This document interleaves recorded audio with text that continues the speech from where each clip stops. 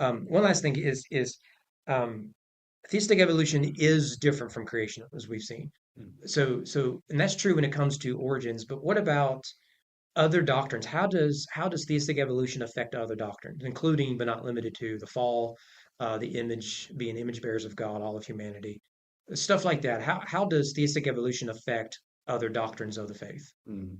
Well, it does affect the doctrine of being made in the image of God. And that's one of the I hesitate to use this when talking about any sort of theological system, but I think this is one of those camps where it applies. I think it's an aberrant view of humanity to say that we were once anything less than the image of God.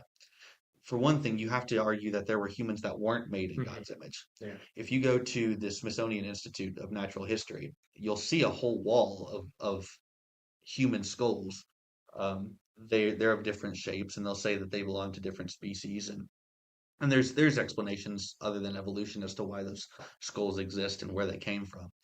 But a lot of those are real human skulls, Mhm. and basically what we're doing is we're showcasing God's image bearers and saying they weren't. Right. Yeah. And that's a huge problem. Yeah. And on top of that, what you have is the doctrine of God's goodness, where God is not only allowing or creating humans that aren't made in His image, but the human beings that are made in His image are dying before sin enters the world.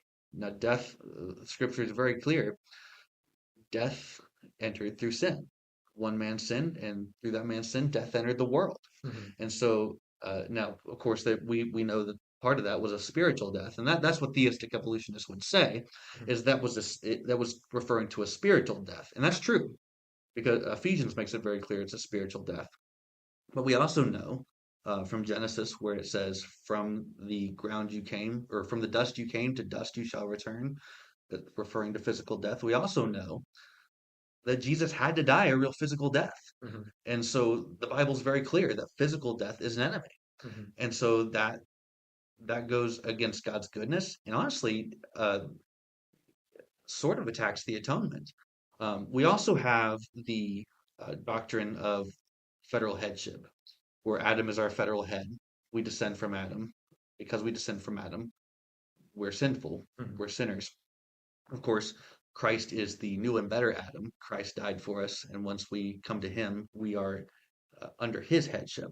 And so, if you don't have a literal Adam, which theistic evolutionists don't believe in a literal Adam, at least for the most part, um, you don't have that headship, that doctrine of headship.